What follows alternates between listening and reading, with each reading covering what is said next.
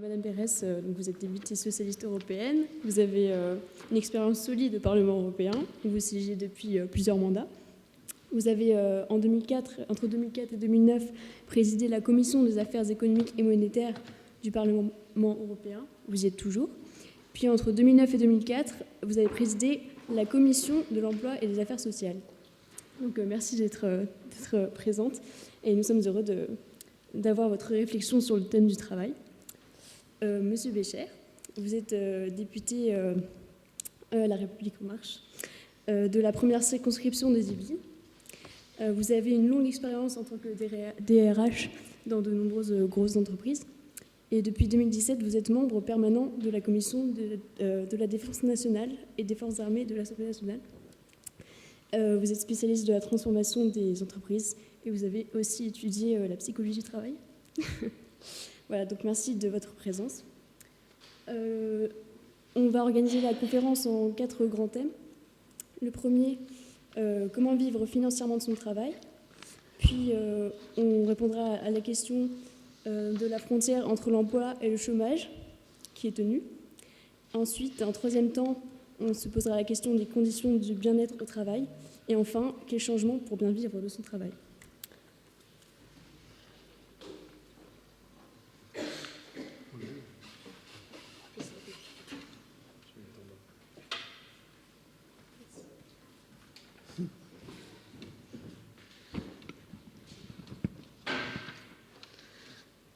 Donc la première question, très liée au thème d'actualité, très liée au mécontentement croissant dans la société et surtout autour des ronds-points. Donc on va vous demander votre avis sur comment vivre financièrement de son travail. Est-ce qu'il faut revaloriser le travail? Voilà. Peut-être Pervenche. Comment ce qu'il veut. Bon, c'est une question qui est assez large. Je pense que ça me semble évident qu'on est censé bien vivre de son travail, ou en tout cas vivre de son travail, parce que sinon je vois pas trop l'intérêt de travailler. La réalité, elle est quand même assez différente, malheureusement. C'est vrai que l'actualité, si on veut se baser sur ce sujet-là, nous montre très cruellement que malgré les transformations qu'on peut conduire, malgré l'agilité qu'on veut donner au système économique de manière générale, on est quand même face à une vraie difficulté d'arriver aujourd'hui à avoir son pouvoir de vie correct. C'est-à-dire qu'une fois que vous avez payé votre loyer, qui est probablement d'ailleurs ce qui pèse le plus dans votre budget, il va très souvent rester très peu de choses pour la vie quotidienne. Et on est aussi vite, moi c'est quelque chose qui me frappe dans tous les échanges que je peux avoir avec les Gilets jaunes ou les Françaises et les Français que je rencontre, c'est que finalement il y a très peu de marge de manœuvre. C'est-à-dire que par rapport au logement, ça veut dire qu'il faut toucher à un moment donné au système de logement tel qu'il est construit pour arriver à faire baisser le coût du logement ou en tout cas avoir une offre beaucoup plus large. Donc on voit vite sur son budget que les marges de manœuvre pour avoir du pouvoir d'achat, ils sont quand même extrêmement limités. J'imagine que je réponds à la même question. Oui. Bonsoir d'abord à toutes et à tous. Merci d'être là dans cet amphithéâtre où j'ai dû traîner mes guêtres sur quelques-uns de ces bancs, parfois au dernier, parfois au premier. Donc ça m'émeut toujours évidemment de revenir ici. De nombreuses années après, même si on est là dans un exercice un peu différent, Printemps de l'économie, c'est une belle opération et ça me fait toujours plaisir de pouvoir y participer parce que je trouve que c'est une manière de parler d'économie qui est en dehors des cercles académiques, classiques. Et c'est une façon un peu dynamique et j'ai l'impression que ce soir, on va pouvoir être dans cet esprit-là. Donc, je m'en réjouis. Alors, peut-on vivre de son travail? Manifestement, il y a des gens qui vivent très bien de leur travail. Donc, de ce point de vue-là, on n'a pas de souci à se faire pour eux. La question qui est posée, c'est évidemment pour les bas revenus et les classes moyennes. Et je crois que ce que vous venez d'évoquer, qui est la situation qu'on connaît sur les ronds-points et avec le mouvement des Gilets jaunes en France, il n'y a pas encore d'études très fines sur quelle est la population. Et, de toute façon, c'est une population composite, parce qu'on voit bien aussi qu'elle est parfois victime d'entrisme. Mais le cœur de cible de la population que l'on voit sur les ronds-points, me semble-t-il, c'est ce que j'appellerais les classes moyennes pauvres, blanches. Les classes moyennes pauvres blanches. Ça ne veut pas dire qu'il n'y a que des blancs, mais il y a quand même ce cœur de cible dans ceux qu'on rencontre sur les gilets jaunes, me semble-t-il, qui est intéressant à regarder.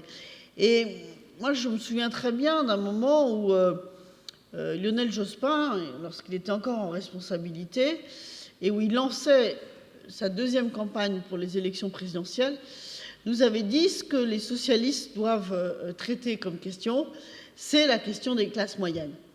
Et il y a un débat qui s'était ouvert entre Pierre Mauroy et Lionel Jospin, avec une très grande animation, disons, où Pierre Mauroy considérait que c'était une erreur de s'occuper des classes moyennes et que le cœur de cible du Parti socialiste, ça devait rester les classes populaires. Et rétrospectivement, on se dit que Lionel Jospin avait une intuition qui est assez juste, parce que cette classe moyenne pauvre, qui se sent totalement déclassée, elle s'exprime dans les Gilets jaunes. Alors, ce n'est pas du tout à la mode de dire que c'est la même population que celle qui a voté le Brexit, parce que du coup, on fait un amalgame et on ne facilite pas la réponse à la question. Mais un observateur un peu attentif, quand même, ne peut pas s'empêcher de regarder qu'il y a dans ce rapport au travail et la question de savoir si on est justement rémunéré pour son travail, pour pouvoir bien vivre de son travail, quelque chose qui alimente un ressentiment social et du coup politique extrêmement fort, qui n'est pas spécifique à la France, mais qui est lié aussi aux conditions de redistribution du pouvoir d'achat. Je donnerai juste un chiffre, parce que de toute façon, on n'est pas dans une soirée pour égrener les chiffres, mais le comité économique, non, la Confédération européenne des syndicats a fait une étude dans laquelle ils observent que, il faut que je retrouve mon chiffre, voilà. Donc, la Confédération européenne des syndicats a montré que l'augmentation des salaires dans l'Union européenne au cours des 16 dernières années aurait été 4 fois plus élevée si elles avaient pleinement reflété les gains de productivité. Et donc, derrière, c'est toute la question de savoir comment est-ce que les gains de productivité se traduisent dans une augmentation des salaires, ou est-ce qu'il y a une pression trop forte, notamment des actionnaires, pour empêcher cette redistribution. Et je crois que tout ça a coïncidé évidemment avec une ouverture à la concurrence, qui fait qu'il y a eu un arbitrage où les classes moyennes pauvres et les classes populaires se sont retrouvées très coincées, et on est devant cette réalité-là. Je partage complètement ce que vous dites. Là aussi, sur un élément d'actualité, moi j'ai trouvé frappant dans le grand débat, on a eu évidemment, suivant le public qui était présent, le problème d'être un travailleur pauvre, et est-ce que la redistribution se fait. Mais on a aussi beaucoup parlé, moi j'ai été très frappé, et ça a télescopé du coup l'actualité parlementaire, de la perception en fait des écarts de rémunération, finalement beaucoup plus que la perception de ma propre pauvreté. Et c'est la première fois, enfin juste pour, c'est pas anecdotique, mais on vient de terminer l'examen d'un texte qui s'appelle « Pour la croissance et la transformation des entreprises », et c'est la première fois que vous voyez apparaître, alors vous pourrez juger du côté timide de l'aventure, mais moi j'aime bien l'idée que même si c'est timide, c'est quand même la première fois que ça apparaît, première fois que vous avez dans un texte en fait indiqué l'obligation pour l'entreprise d'aller produire des éléments d'écart de rémunération. Parce que dans l'entreprise, on va vite souvent à la discussion, c'est pas tant que mon patron, le patron de l'entreprise gagne beaucoup plus d'argent que moi, mais c'est que l'écart entre le premier salaire et le dernier salaire est extrêmement élevé. Et en ayant fait 20 ans de DRH, j'avoue humblement que c'est effectivement quelque chose qui... alors ça dépend de la taille de l'entreprise, hein, ça dépend du secteur d'activité aussi, mais qui n'a fait que s'accroître au fil des années et de manière exponentielle. Donc c'est pour ça qu'on a souhaité en fait dans la loi Pacte en fait qu'on puisse commencer à travailler là-dessus. Alors je dis que c'est imparfait parce que bien entendu on aurait aimé en fait, et c'est ce qui s'est passé en commission où on avait travaillé beaucoup plus loin, qu'on commence à réfléchir aux indicateurs pour qu'il y ait de l'homogénéité dans la manière de présenter. Là on est sur une déclaration où les entreprises devront publier les écarts de rémunération. Donc on sait qu'avec les statistiques, suivant comment on les prend, on peut... Puis il faudra définir qu'est-ce qu'on met dans la rémunération. Exactement. Et d'une entreprise à l'autre, ce sera forcément très différent. Mais c'était intéressant, on trouve. Moi, j'ai trouvé en tout cas, les grands débats que j'ai pu animer, qu'on fasse bien la distinction entre ma difficulté pour boucler les fins de mois et cette vraie problématique des écarts de rémunération. Auquel s'ajoute, moi, c'est aussi quelque chose qui m'a beaucoup frappé, parce que je suis sur une circonscription forcément qui est économiquement dynamique. La très large partie, j'enfonce des portes ouvertes, mais suivant là où on est ou d'où on vient, on ne se perçoit pas forcément ça. La perception de mon blocage de mobilité. C'est-à-dire que suivant là où j'habite en France, finalement, ma perspective, elle est très limitée à une zone industrielle qui est souvent la même zone commerciale où je fais également mes courses. Et ma vie professionnelle, en fait, elle va être assignée à cette zone et à faire la distance entre mon lieu d'habitation et cette zone. Et finalement, le type d'emploi où la fourchette de progression qui va m'être proposée est extrêmement limitée si on ne fait pas une mobilité, pour le coup, géographique. Et on sait qu'en France, la mobilité géographique est un sujet qui ne nous caractérise pas par rapport à d'autres pays où les gens vont bouger très facilement d'une région à l'autre. En France, ce n'est pas du tout le cas. Donc, on parle de la précarité des travailleurs, mais en ce moment, ce qu'on voit, c'est que la frontière entre emploi et chômage est de plus en plus difficile à définir. On parle énormément, le maître mot, c'est l'ubérisation. On entend l'ubérisation pour absolument tout maintenant par les médias. Donc la question serait comment est-ce qu'on peut lutter de façon inclusive contre la précarité, donc en essayant de rendre plus facile l'accès à l'emploi, les personnes sont plus précaires. Et donc la question serait comment favoriser la protection de tous les travailleurs, aussi bien ceux qui sont auto-entrepreneurs, ceux qui sont salariés, mettre fin à ce clivage. Peut-être sans donner trop de chiffres, parce que ce serait compliqué, mais je pense qu'on a une perception erronée déjà du chômage. Donc, c'est une de mes petites marottes du moment. Donc il y a 6,7 ou 6,6 millions de demandeurs d'emploi, donc ils sont inscrits à Pôle emploi, la moitié qui sont indemnisés. Et quand on regarde le volume en fait, de demandeurs d'emploi qui sont des demandeurs d'emploi de longue durée, on arrive quasiment à 2 millions de demandeurs d'emploi de longue durée, on se rend compte que les plus agiles, en fait, on va dire les demandeurs d'emploi les plus agiles, ils font un crochet en fait, par Pôle emploi. Par contre, ceux qui sont moins agiles, ça ne veut pas dire qu'ils ne sont pas prêts à l'emploi, parce que quand vous avez travaillé 15 ans dans une entreprise et que vous êtes licencié, moi je pars du principe que vous avez des compétences et que vous êtes capable de travailler. Sauf en fait, notre système fait que très vite, on va être dans une indemnisation qui dure et on va atteindre très rapidement l'indemnisation moyenne, pour vous donner un ordre d'idée, c'est 10 mois de perception d'indemnité de Pôle emploi, ce qui est très long.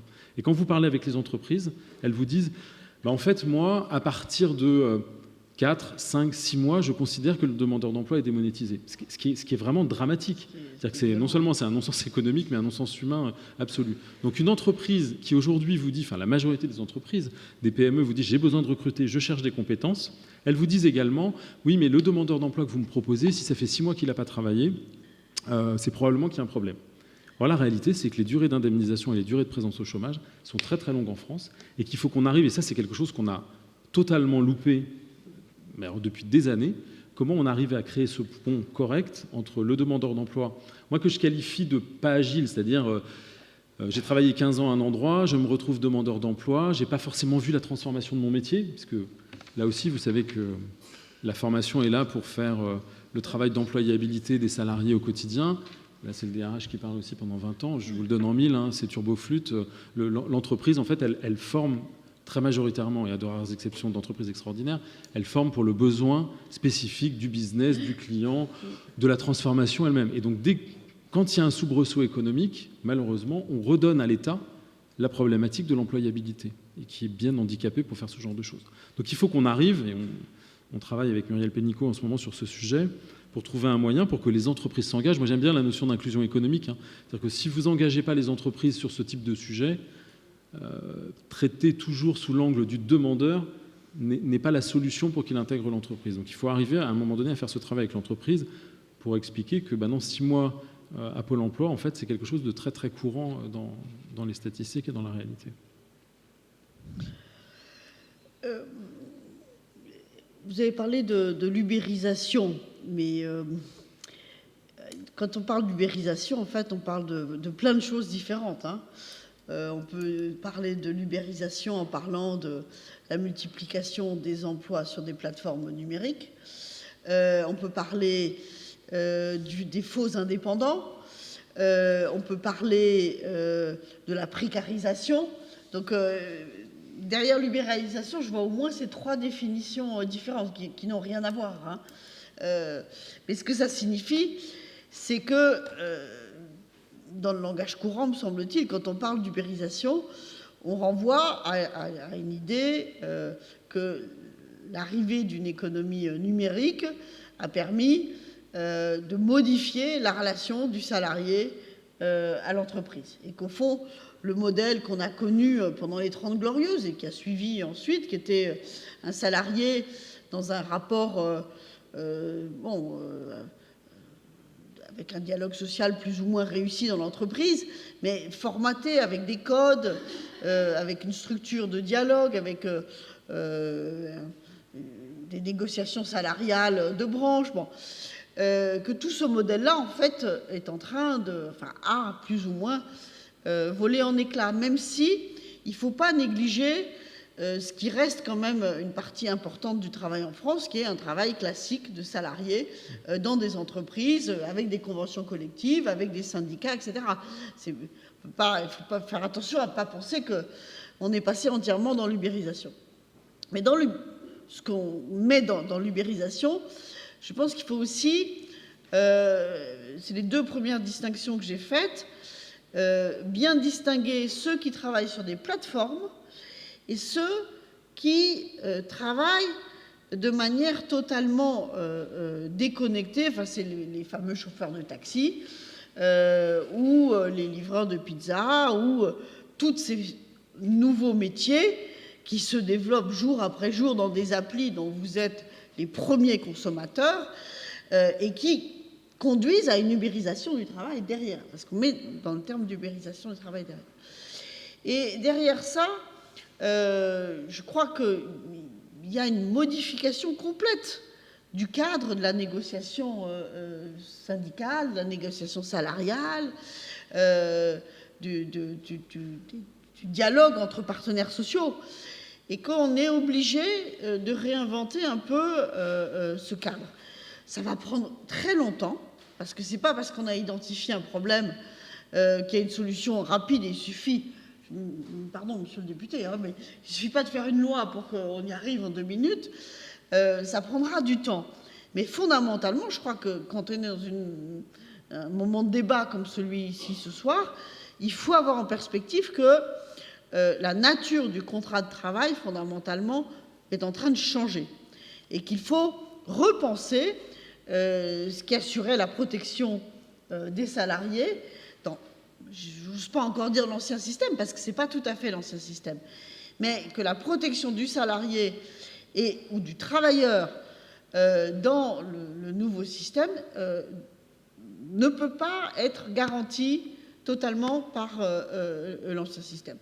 Et c'est pour ça qu'au niveau européen, nous, on s'est beaucoup battu, je ne sais pas si vous en avez entendu parler, mais enfin, dans les bilans de ce mandat, il y aura ce qu'on a appelé le socle des droits sociaux, qui est un cadre de définition des droits, qui doit ensuite être décliné dans des textes européens, donc dans des directives, et où le premier texte qui est sur la table, qui est un texte important, c'est celui en fait qui définit, qui essaye, parce qu'on en est encore qu'aux embryons, mais de définir ce que pourrait être un contrat de travail. C'est une directive qui est relative aux conditions de travail transparentes et prévisibles. Vous voyez, comme on est prudent. Mais en réalité, derrière, qu'est-ce que c'est qu'un contrat moderne de travail? Alors, ça recouvre des tas de choses très compliquées pour obtenir un accord à l'échelle européenne. Par exemple, quelle est la définition d'un travailleur? Mais c'est un élément important si on veut lutter contre les faux indépendants. C'est aussi la nécessité de mettre en place un dispositif pour lutter contre les régimes abusifs. Et vous avez tous entendu parler de ces fameux contrats 0 heure ou de ces stages non payés. Sur la question des stages, je crois qu'on a fait un peu des progrès dans ce pays, mais aussi à l'échelle européenne, et on devrait interdire tout stage non rémunéré. Ça serait normalement, ça devrait être le droit commun. Mais voilà, on est en train de construire petit à petit une évolution de la relation du contrat de travail, je crois. Mais ça va prendre du temps. Il y a une dimension, me semble-t-il, que je veux souligner, c'est, au fond, j'ai parfois l'impression que sur ces sujets, on a la même difficulté qu'on a eue en matière fiscale. Je vous assure, je ne vais pas prendre trop de temps pour vous faire ce détour. Mais au début de ce mandat, lorsque j'ai interrogé Pierre Moscovici, qui tout d'un coup avait découvert qu'il était le commissaire compétent pour la fiscalité, parce que Jean-Claude Juncker ne voulait pas qu'il le refuse, donc il lui a filé ça, il l'a quasiment appris par la presse, je l'ai interrogé tout de suite, donc en 2014, en lui disant « Mais comment est-ce qu'on aborde la fiscalité des grandes entreprises numériques ?» Tout le monde savait déjà que c'était un problème, et j'avais l'idée qu'il fallait mettre en place un dispositif spécifique pour capter la création de valeur des entreprises numériques. Et ça n'est pas l'approche qu'a pris la Commission européenne, et j'étais finalement d'accord avec eux. Parce que l'arrivée du monde numérique ne bouscule pas uniquement la création d'un nouveau modèle d'entreprise qui est celui des plateformes. Il bouscule tous les emplois. Pardon, il bouscule tous les modèles économiques et tous les modèles de création de valeur. Et c'est la même chose dans le domaine de l'emploi. Dans le domaine de l'emploi, les plateformes ont créé des jobs que personne n'imaginait hier, qui sont des jobs pas bien sécurisés, pas bien définis dans un cadre de relations de travail classique, mais ils ont aussi bousculé tous les autres boulots, le chauffeur de taxi, mais aussi le cuisinier qui tout d'un coup doit adapter sa commande à un truc qu'il reçoit par une application. Et du coup, je pense que, alors, vous allez me dire, dans le domaine fiscal, on essaie de faire une fiscalité du numérique, mais justement, ça ne marche pas. Je pense qu'une des difficultés qu'on a sur ce sujet-là, c'est un débat que j'ai avec Bruno Le Maire, sur lequel on n'est pas d'accord, mais je pense que l'idée qu'on va juste faire une fiscalité du numérique, c'est peut-être très bien en termes d'opinion publique, parce qu'on a l'impression qu'on s'attaque aux méchants, mais on ne résout pas vraiment le problème. Le vrai problème, c'est une numérisation de l'économie qui a modifié les conditions de création de valeur. C'est vrai pour les conséquences que ça a dans le domaine fiscal, mais c'est aussi vrai pour les conséquences que ça a dans le domaine du travail. Et du coup, par exemple, sur la question des revendications salariales ou des revendications syndicales, si vous travaillez dans une plateforme, chez vous, derrière une machine, vous n'allez pas aller à une réunion syndicale dans votre comité d'entreprise dans les heures réservées pour ça. Donc il faut inventer des plateformes de revendication. Bon, c'est très simple comme ça, hein, mais je veux dire, c'est les gilets jaunes, en fait, ça. Non, je ne sais pas si c'est les gilets jaunes, je ne suis pas très gilet jaune, hein, mais en même temps, j'ai beaucoup de respect pour des tas de revendications qu'ils présentent. Mais il y a c'est indépendamment des gilets jaunes, c'est une question qu'on ne peut pas totalement ignorer, en fait, que sinon il n'y a plus de droit syndical.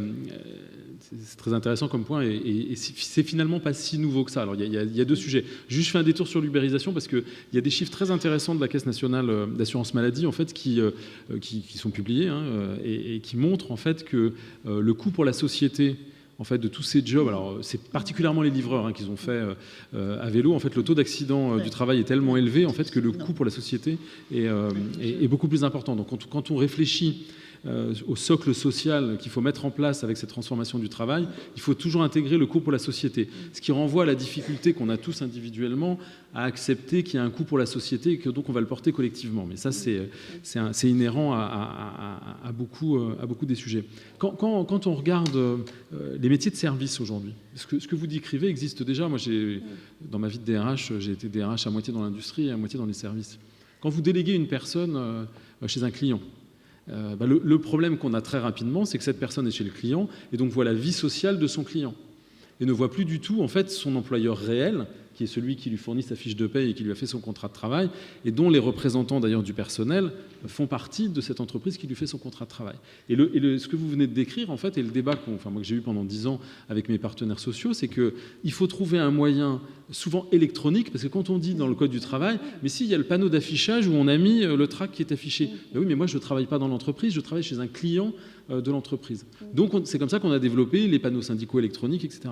Donc, la relation, moi, je crois beaucoup à ce sujet, la relation avec les partenaires sociaux doit aussi, de manière positive, être impactée par cette révolution numérique. Parce que vous avez déjà beaucoup de salariés qui ne sont pas en lien direct avec les représentants du personnel. Donc vous êtes déjà engagé dans le troisième thème des conditions au travail. Et donc on voulait savoir votre avis sur le dialogue social qui est différent, par exemple, entre les grosses entreprises, les petites entreprises, le pouvoir des syndicats, l'égalité des chances, toutes ces choses-là, le télétravail, le droit à la déconnexion. Alors, c'est plein de sujets très différents, parce que mais les syndicats, c'est une chose, le télétravail, c'est autre chose. Je pense qu'on a... moi, j'ai toujours un peu mal quand on arrive à ces sujets, parce qu'on s'est construit sur le paritarisme en France. Toutes les grandes avancées sociales qu'on connaît, elles ont été créées grâce au paritarisme à un moment donné. Donc quand aujourd'hui on a l'air de laisser peut-être ces sujets un peu de côté, peut-être penser que j'entends beaucoup de gens qui disent oui, alors les syndicats ils représentent qu'eux-mêmes, etc. Certes, il y a un désintérêt. Il suffit de regarder comment les salariés votent dans les entreprises, mais moi, je suis vraiment convaincu de ça. C'est-à-dire que plus on va être dans une relation de travail qui peut être dématérialisée, plus on va être dans ce monde numérique et plus on va devoir renforcer cette relation avec les partenaires sociaux. Encore une fois, peut-être sous de nouvelles formes, comme vous le décriviez tout à l'heure, mais on peut pas se passer de cette partie-là, parce que l'évolution des compétences, la transformation du travail, elle n'est pas que individuelle, elle ne peut pas être perçue qu'à un niveau individuel. Et donc, il faut forcément que le collectif joue largement sa place. Alors, nous, on l'a travaillé sous l'angle de la simplification, parce qu'il faut quand même admettre, alors ça dépend de la taille de votre entreprise, mais bon, vous savez, avant la simplification, donc toujours la fameuse loi Pacte, il y a 250 niveaux différents de salariés pour apprécier les seuils. Donc, suivant si vous parlez à la sécurité sociale, suivant si vous parlez sur le travail. Donc, c'est vrai que pour un chef d'entreprise, honnêtement, qui a d'ailleurs pas toujours des équipes RH qui peuvent gérer ce sujet-là, c'est quand même un peu illisible. C'est vrai que quand vous multipliez les réunions entre l'EDP, le CE, le CHSCT, etc., et que vous avez toujours le même interlocuteur en face, honnêtement, on ne crée pas beaucoup de valeur en multipliant les réunions. Donc, c'était l'objet des simplifications des ordonnances que Muriel Pénicaud a fait tout au début du mandat, et des simplifications donc, qui arrivent dans la Pacte, puisque vous n'aurez plus que 3 niveaux d'appréciation des seuils. Donc moi, je pense que ça passe par cette simplification, mais en ne minimisant surtout pas la nécessité absolue de continuer à construire avec l'ensemble des corps intermédiaires et les syndicats en particulier. Moi, je crois que c'est difficile d'apporter une réponse simple à votre question, parce que tout dépend aussi de la structure de l'entreprise. Vous n'êtes pas du tout dans la même problématique quand vous êtes dans une multinationale de 500 salariés ou quand vous êtes un faux indépendant chez vous, dans une zone rurale mal desservie par les transports publics et les services publics. Et les deux cas de figure existent et on doit répondre à la préoccupation de l'un et de l'autre. Mais je crois là aussi qu'il y a une mutation qui est en cours et que je ne sais pas quelles seront les formes que prendront demain le dialogue social. Bon, j'ai cette idée des plateformes de revendication qui, d'une certaine manière, se mettent en place et vont se développer. Mais pour revenir à l'affaire des Gilets jaunes, les Gilets jaunes, c'est aussi l'expression de quelque chose qui n'arrive pas à se canaliser dans des modes d'expression classiques.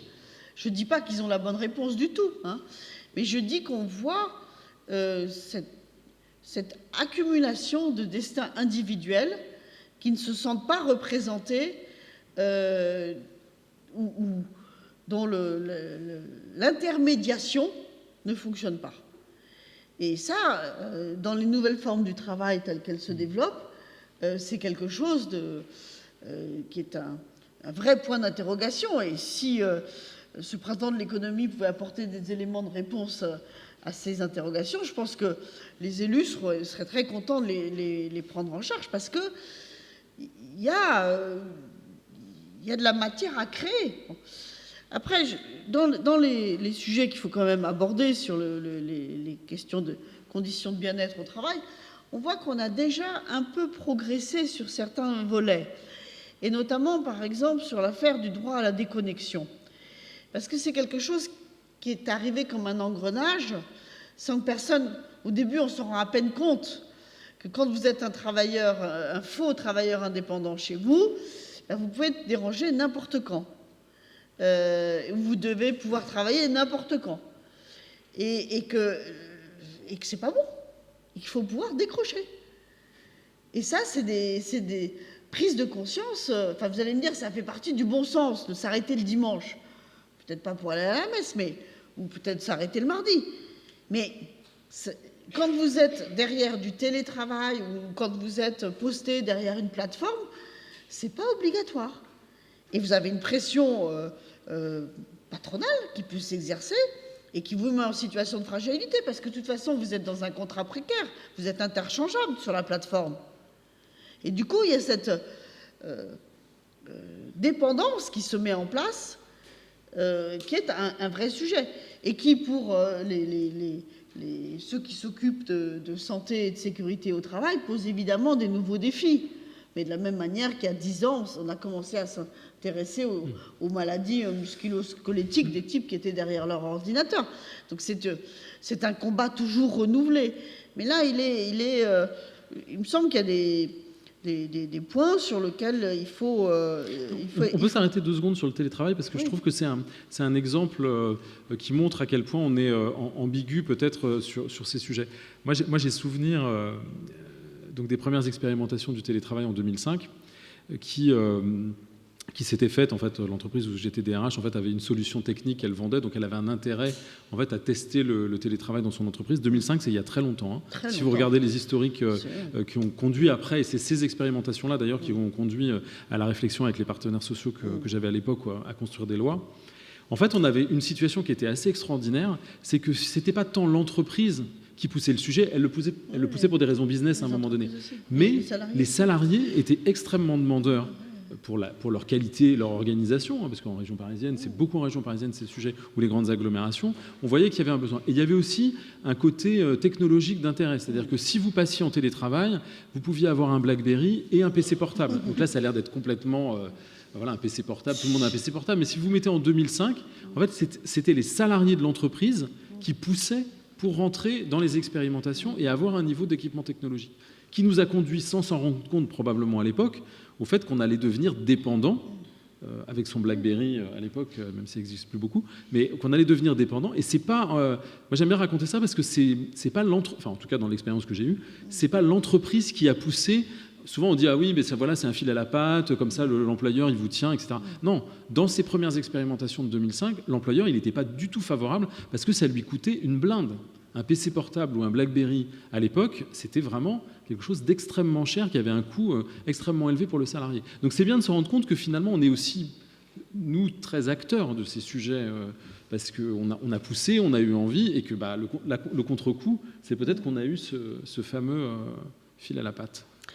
Est-ce que je peux juste, sur cette question des conditions de travail, dire un mot quand même sur la question du genre, parce que je pense que... Enfin, normalement, cette question devrait à peine se poser. Et en même temps... Je crois qu'il faut toujours être vigilant à la question des conditions du travail féminin, parce qu'il a tendance à être le premier précarisé et le premier affecté par ce genre d'évolution. C'est évident que le télétravail, ça va souvent être dans des schémas classiques. Je suis sûre que vous ne les reproduisez pas, mais... où la femme a tendance à rester s'occuper des enfants, bien sûr. ce détachement du collectif, du lieu de la sociabilisation dans l'entreprise, peut affecter d'abord des femmes. Et je pense que c'est des éléments qu'il faut aussi avoir en tête quand on réfléchit aux conditions de travail des uns et des autres. Les hommes et les femmes ne sont pas toujours totalement à égalité, même s'ils ont fait les mêmes études, et même si, a priori, il n'y a aucune raison qu'il y ait une distinction, ce qui paraît aujourd'hui naturel, mais je crois que dans la réalité, ça ne l'est pas tout à fait encore. Mais le salarié, et c'est ce qui a conduit toute la réflexion en fait, sur l'objet social et environnemental, la raison d'être, donc le rapport de Nicole Notat et de Sénat. En fait, comment on a essayé de prendre le sujet, hein, que d'ailleurs le Sénat avait supprimé, c'est l'article 3 toujours de cette fameuse loi Pacte, et qu'on a restauré. En fait, c'est la responsabilité sociale des entreprises, c'est intéressant, c'est une belle déclaration. Par contre, il faut amener l'entreprise à raisonner beaucoup plus dans son rôle de citoyen. C'est-à-dire qu'elle est dans un territoire, elle a des salariés, et il faut que les salariés, à un moment donné, ils poussent pour qu'elle, et c'est ce qu'on a mis dans le texte de loi, hein, c'est-à-dire que, même si c'est facultatif, mais écrire sa raison d'être, c'est à un moment donné soumettre à la représentation des salariés, soumettre à son conseil d'administration ce qu'on va définir comme voulant être son projet social et environnemental. Tout le monde sait aujourd'hui qu'une entreprise, enfin, toutes les entreprises sont sur des territoires et qu'elles ont un impact sur le territoire où elles sont. Environnemental, ça vous semble évident, mais est-ce que vraiment elles résonnent de cette manière-là? Et au niveau social, bien évidemment.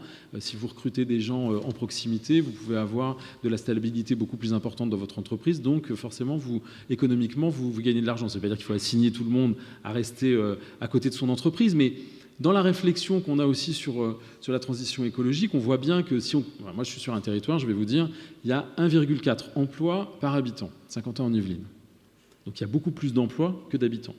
La très très grande majorité, plus de 50% des habitants de 50 ans en Yvelines vont travailler à Paris. C'est un non-sens écologique. Ils ont beaucoup plus d'emplois à leur disposition, mais ils vont travailler à Paris.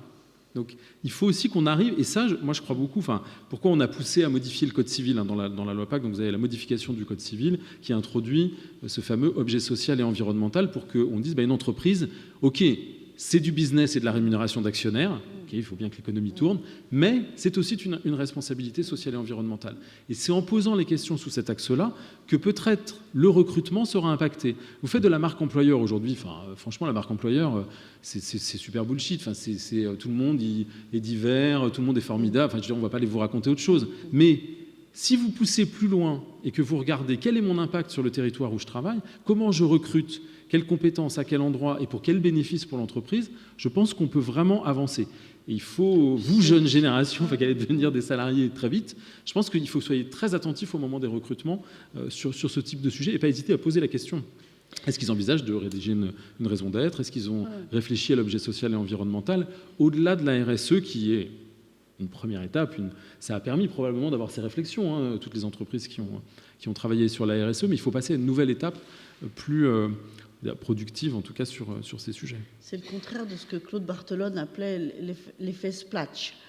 Parce que c'est qu'en Seine-Saint-Denis, il y a eu beaucoup d'initiatives pour attirer des grandes entreprises. Et comme le foncier n'est pas très cher, il y a des tas de sièges sociaux de grandes entreprises, Hermès et autres, qui sont venus s'installer en Seine-Saint-Denis. Mais du coup, ça chassait les gens de la Seine-Saint-Denis encore plus loin, parce qu'en réalité, ces grandes entreprises recrutaient à l'extérieur de la Seine-Saint-Denis. Donc, mais je pense qu'on peut, en tant que citoyen, on peut être vraiment vigilant sur ces sujets. On va maintenant passer aux questions. Désolé de vous interrompre. Donc ne vous privez pas, on va faire circuler un micro dans la salle, posez toutes les questions que vous voulez, y compris vous pouvez demander des conseils à un DRH pour réussir des entretiens d'embauche. C'est vraiment une belle occasion.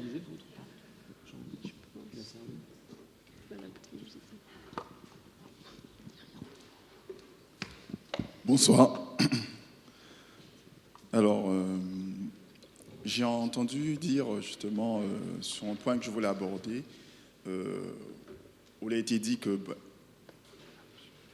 où un chef cuisinier reçoit une commande via une application.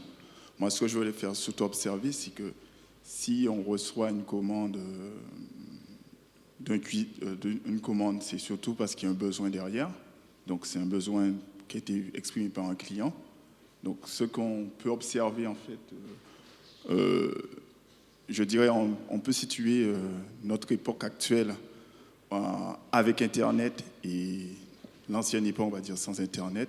La différence entre ces deux mondes, je dirais, c'est que c'est la rapidité de l'information. C'est-à-dire qu'il y a un besoin qui est exprimé et on l'a dans l'immédiat. Donc si je prends un exemple, par exemple, notamment avec les VTC, on peut observer que on a besoin d'un chauffeur à l'instant T et immédiatement, il est là dans l'heure rapidement. Aussi bien si on a faim, on veut manger, toutes ces plateformes qu'on parle du numérique, qu'est-ce qu'elles font? Elles font tout simplement recueillir un besoin qui est exprimé et il est répondu dans l'immédiat. Maintenant, on se pose des questions à savoir, est-ce qu'il y a des moyens de protection qui vont permettre justement de réguler ce marché, tel comme le droit à la déconnexion? Reste à savoir maintenant, est-ce que cela va se matérialiser, en fait, ces grands enjeux, d'un point de vue de santé derrière, parce que il y a la santé publique, effectivement, les questions se posent par rapport au temps de travail, etc. Est-ce que ça va se matérialiser directement dans les applications, et ce qui est tout à fait techniquement faisable, pour pouvoir mesurer, quitte aux responsables de santé, à déterminer ce seuil, je dirais, d'alerte ou de déconnexion qui pourra effectivement accompagner, en fait, ce bien-vivre, je dirais, dans le travail, à savoir, comme ça va se matérialiser, donc il y aura une volonté politique, et donc ça va se matérialiser par une loi, dans les applications, cette durée de temps de travail, et qui permettra justement de l'évaluer et d'accompagner ces changements. Voilà, c'était ma réflexion. Je ne sais pas si on peut... Est-ce qu'on peut appliquer un modèle ancien, en fait, à ce type de... Enfin, est-ce que c'est une bonne idée? Je n'ai pas forcément la réponse, mais est-ce que c'est une bonne idée d'essayer de réfléchir sur des métiers nouveaux, en tout cas dans la manière de... On peut dire des gens qui font du vélo, il y avait déjà des livreurs avant, c'est pas si nouveau que ça, un métier livreur. Mais est-ce qu'il faut essayer à tout prix d'appliquer un modèle, effectivement, basé sur le temps de travail, le décompte des heures, etc. Je me dis qu'on aurait probablement intérêt à réfléchir plutôt à ce socle social commun qu'on veut partager au niveau d'un pays, alors peut-être au niveau européen, puisqu'on en parle aussi beaucoup, de ce socle social commun, enfin, vous en avez parlé tout à l'heure. Je pense moi j'ai le sentiment qu'il faut plus aller vers cette réflexion-là, plutôt que d'essayer de se dire oui, mais en fait ils sont vraiment salariés, donc il faut qu'on les... ils ont un CDI, la relation avec l'employeur, elle est évidente. Est-ce que c'est vraiment ça le modèle, et est-ce qu'il ne faut pas... Enfin, moi, j'aurais tendance à essayer de penser un peu en dehors du cadre ancien, parce que vous voyez bien, nous, en tant que consommateurs, on utilise. Oui, c'est ça. Donc, si on n'utilisait pas, de toute façon, ça ne marcherait pas. Mais on a beau se défendre, et puis on finit toujours par appeler des livreaux, quoi. Donc, voilà. Sachant que le problème ne peut pas se résoudre à l'échelle nationale, c'est forcément mondial, parce que demain, celui qui ne veut pas traiter la demande, l'autre voudra, il va dire, moi je préfère travailler 24 heures sur 24, 7 jours sur 7, c'est mon désir personnel, et voilà, enfin, et par rapport à un autre qui voudra peut-être moins travailler, mais voilà, toute cette réflexion derrière, c'est savoir est-ce que, d'un point de vue législatif, est-ce que demain, on ne sait pas, peut-être il y aura des contraintes, ou voire cette libéralisation là-dessus, sur ce type de forme de travail, en fait, qui, je rappelle, en fait, si on compare avant, c'est que c'est l'instantanéité de cette, entre le besoin et la réponse à la demande. Je crois que vous dites deux choses complémentaires, parce que qu'il y ait des nouveaux services et qui satisfassent des nouveaux besoins, enfin les deux vont ensemble, c'est parce que on développe de plus en plus des envies, des besoins, dès lors qu'on sait que ces services existent. Donc c'est en fait des services qui marchent, qui correspondent à une évolution des modes de vie, avec une inventivité, une capacité d'innovation absolument incroyable. Mais il n'en demeure pas moins que moi, en Belgique, je me suis pas mal intéressée justement à la situation des coursiers de Deliveroo qui ont fini par se mettre en grève. C'est vrai qu'il y a le fait de devoir aller vite et de répondre à la commande, ça n'oblige pas à ce que ce soit dans n'importe quelles conditions, en termes de, vous l'avez dit, en termes de sécurité, de protection du salarié. Donc c'est pas parce qu'on exprime et on a une satisfaction à utiliser ces nouveaux services qu'il faut que ce soit fait dans des conditions qui sont socialement pas acceptables. Moi, je trouve que dans ce que vous dites, c'est le socle social commun minimum qu'on appelle tous de nos voeux en Europe. Je ne vois pas ce qui empêcherait de dire que, je sais pas, en France, on a la plage des 11 heures entre deux plages travaillées. C'est pas quelque chose qui est finalement si contraignant que ça. On pourrait tout bêtement décider que, voilà, au niveau européen, il y a à minima l'obligation d'un respect d'une plage entre deux sessions de travail. Ce qui n'empêcherait pas de faire de la livraison, de livrer vite, d'être disponible, etc. Mais c'est ce socle-là, en fait, je pense que... Et puis vous le disiez très bien, c'est assez mondialisé, donc il faut qu'on sorte du schéma strictement français et qu'on l'ouvre au socle social européen. Je crois qu'il y a madame qui avait une question. Alors, Martine Negal, je suis désolée, je suis un petit peu enrouée. Je suis ravie de vous avoir écouté parce que je trouve vos propos qui sont relativement disruptifs, pour employer un mot aujourd'hui à la mode, et en particulier de raisonner hors cadre sur ce qu'on appelle les chômeurs, le chômage. Et j'ai cru comprendre que M. Bécher, en tant qu'ancien DRH, que vous reconnaissez d'une certaine manière qu'il y a des chômeurs qui peuvent être tout à fait compétents, employables et qui ne sont pas recrutés aujourd'hui. Donc moi, j'y travaille depuis 3 ans à plein, j'évangélise pas mal. Alors je vous explique en 2 mots qui je suis, je regarde mon nombril, mais c'est mon nombril qui m'amène depuis quelque temps à vouloir faire évoluer le système français sur le front des ressources humaines. Je viens de la finance, j'ai passé quasiment une 20aine d'années, je suis tombée dans la crise. Et j'ai découvert l'envers du décor et j'en ai écrit un livre qui s'intitule « Vous êtes trop qualifié pour le poste » paru chez Albin Michel, où je montre avec humour l'envers du décor de certains entretiens d'embauche. Et quand on regarde les choses avec humour, on s'aperçoit que c'est un sujet très sérieux, vous n'allez pas me contredire, et on s'aperçoit aussi que malheureusement, certains critères de recrutement amènent parfois à recruter certaines personnes. Est-ce que ce sont les meilleurs pour l'emploi à pourvoir ? En tout cas, il y a beaucoup de choses à changer, à mon avis, dans le système français. Alors, moi, je sais que ça ne fait pas partie du discours dominant. Ici, on est à Sciences Po, donc on a envie tous de se dire que plus on est qualifié, plus on a de diplômes, et mieux c'est, et plus on va s'en sortir. Alors c'est peut-être vrai et complexe déjà entre 25 et 40 ans, mais j'ai dépassé ce seuil des 40, peut-être même des 45, alors voilà. Et il se trouve qu'à cet âge-là, ça devient un petit peu complexe de rechercher un travail, d'en trouver un. Alors même qu'on parle, alors je sais bien qu'on ne va pas allonger l'âge de la retraite, mais il n'empêche qu'on peut encore avoir 20, 25 ans à travailler aujourd'hui. En particulier quand on change de statut, qu'on passe du statut de salarié à peut-être auto-entrepreneur, etc. Donc vaste sujet.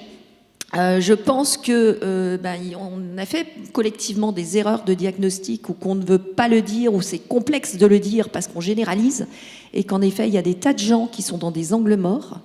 Dans le système. Si je peux me permettre, juste, il ne faut pas me lancer sur le chômage parce que c'est vraiment la marotte du moment, mais vous avez entièrement raison. C'est-à-dire qu'il faut dire, et donc je dis, qu'on s'est complètement fourvoyé. Juste 2-3 chiffres comme ça, rapidement. Comme systématiquement on veut traiter le chômage de très longue durée, on a inventé des dispositifs qui sont absolument fantastiques. Territoire zéro chômeur, les entreprises d'insertion. Et vous pouvez prendre tous les rapports, la Cour des comptes, etc. Le travail qui est fait de réinsertion est absolument fantastique. Je vous donne les chiffres. Territoire zéro chômeur, depuis 3 ans, ça concerne 800 personnes. 2 millions de chômeurs de longue durée. 800 personnes, 2 millions.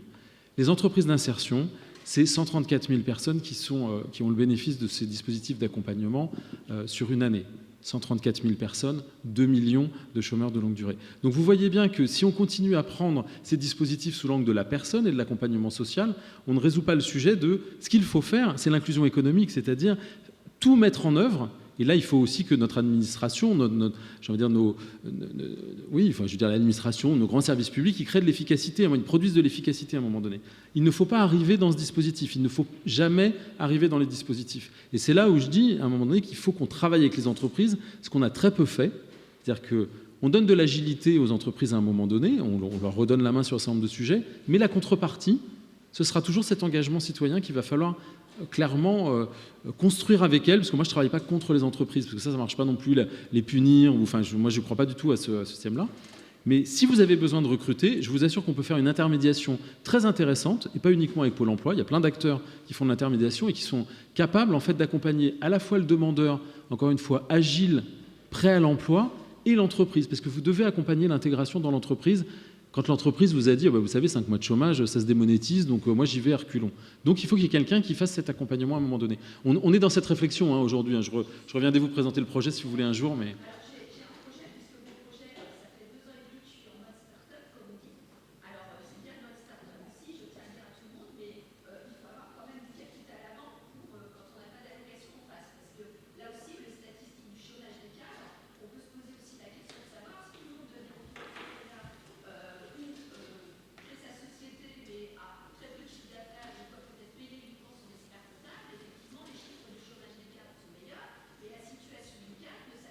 Bien sûr, bien sûr.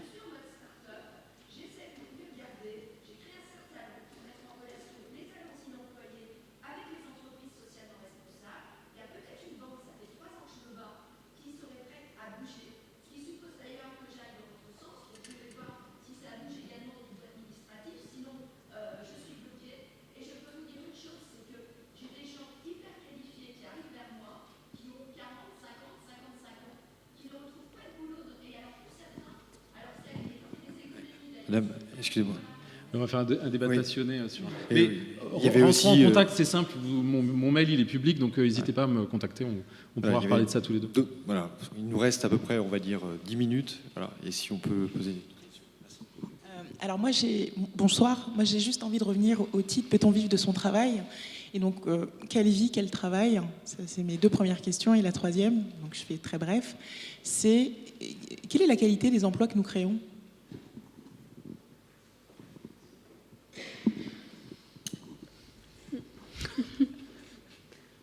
Non, mais je sais pas, c'est difficile de dire sur la qualité des. Encore une fois, ça va être, je pense, très variable d'une entreprise à l'autre. Quel type de produit, quel type de structure, quel type de région. Enfin, je pense que c'est difficile d'avoir une réponse globale sur le sujet. Je suis désolée. En fait, c'était très abscon peut-être. Mais je fais le lien avec tous les nouveaux emplois des nouvelles technologies. Et je me dis, en tout cas, c'est ma perception, j'ai l'impression qu'on ne prend pas assez de recul pour réfléchir en fait à là où l'innovation nous amène. On y va parce qu'il faut y aller. Il y a des choses qui arrivent, on crée des emplois, ça fait de l'argent, il y a des startups qui vivent. Mais est-ce qu'on réfléchit à la société qu'on est en train de bâtir? Quelle est la qualité des emplois que nous créons? Moi, par exemple, peut-être je suis la seule, Deliveroo, jamais. Je trouve que c'est pas... Mais vous revenez au débat qu'on avait tout à l'heure, c'est-à-dire que vous avez le choix citoyen, en fait, à un moment donné, de pouvoir influencer l'économie. Mais vous l'avez bien entre vos mains. Alors, si vous êtes toute seule, c'est compliqué. Oui, bien sûr. Non, mais oula, il n'y a aucun problème avec ça. Bonsoir, je m'appelle Inès, je suis étudiante ici à Sciences Po en Master 1. Je voulais vous remercier d'abord pour cette conférence et pour le travail de ADE en général qui est fait ici à Sciences Po et qui contribue à rendre l'économie plus lisible et plus intéressante, même si à Sciences Po en général on n'a pas trop ce problème. J'avais une question en fait à propos de la formation, parce que pour pouvoir bien vivre de son travail, quelle formation il faut donner aux futurs professionnels? Ici à Sciences Po, on a beaucoup de chance, on est extrêmement privilégiés, et même s'il peut y avoir des problèmes de surqualification, globalement on sera tous employables entre guillemets. Donc quelle formation il faut donner aux futurs professionnels? Est-ce qu'il faut que ce soit davantage professionnalisant comme en Allemagne? Est-ce que vous pensez qu'il faut changer notre système en incluant de l'apprentissage, etc., pour donner à tout le monde la chance de pouvoir mieux vivre de son travail? Là encore, la réponse n'est pas unique. J'étais la semaine dernière, j'ai passé beaucoup de temps ces derniers temps avec les écoles de la deuxième chance. Je ne sais pas si vous connaissez le dispositif. Parce qu'on a fait des grands débats avec eux, parce que vous savez, quand vous dites que vous allez faire un grand débat avec les jeunes, en fait, c'est un peu marqué, c'est-à-dire que vous avez plein d'universitaires qui viennent, enfin des jeunes de l'université qui viennent à vos débats, et puis les jeunes qui ont des parcours plus atypiques, plus sinueux, ils viennent surtout pas. Donc moi, j'ai fait le chemin d'aller faire le grand débat dans les écoles de la deuxième chance pour toucher justement des jeunes qui ont ces parcours atypiques. La réussite est assez exceptionnelle en fait. Vous avez, c'est vraiment les jeunes de l'école de la deuxième chance, hein, c'est déscolarisé complètement et souvent très très tôt. Hein. Et vous avez 70%, plus de 70% d'insertion dans l'emploi avec une formule qui est un mélange, qui n'est pas vraiment de l'apprentissage, qui n'est pas vraiment de l'enseignement académique, mais qui est un apprentissage de compétences, de savoir-être, comment se comporter par rapport au travail, et une alternance avec des entreprises qui jouent le jeu de les accueillir. Donc je pense que les parcours, ils sont... Voilà, on aura toujours des parcours longs, académiques, mais aussi des parcours beaucoup plus courts, opérationnels. Enfin, on voit la progression de l'apprentissage, hein, c'est une bonne nouvelle. Hein, depuis 2 ans, on a une vraie progression de l'apprentissage. Alors, c'est pas par rapport à des choses qu'on a fait là depuis 2 ans. C'est un mouvement qui est enclenché, qui fait que l'apprentissage accueille de plus en plus de jeunes, et heureusement. Et peut-être qu'il faut aussi l'idée que dans le monde moderne, la question de la formation est absolument essentielle. Je crois que tout le monde en est convaincu. Et ça répond aussi un petit peu à la question de madame. C'est mais il y a une vraie difficulté parce que quand on regarde les projections et les emplois futurs, en réalité, on se rend compte que c'est le milieu des emplois qui est écrasé et qu'il y a un risque d'un développement des travailleurs très qualifiés et d'emplois de service avec finalement assez peu de qualifications. Mais je crois que si on fait attention, même dans les emplois peu qualifiés, la formation, c'est une manière de valoriser la personne et de la empower de son propre travail. Et je crois que ça fait aussi partie des marques de respect à l'égard des personnes. Sur la nature de la formation telle qu'elle est diffusée, la question de la formation professionnelle en France, c'est vraiment un marronnier. Enfin, c'est un sujet, je crois que tous les ministres de la formation professionnelle, et il y en a eu beaucoup, ont eu l'ambition de sortir d'un système où un certain nombre de boîtes se font beaucoup d'argent avec une efficacité relative. Mais je crois que ce qui est important, c'est aussi de marquer une évolution de ce que c'est que la formation. Vous l'avez évoqué tout à l'heure, vous avez dit la formation qui vise à optimiser la capacité d'intervention d'un salarié par rapport à un schéma donné de l'entreprise.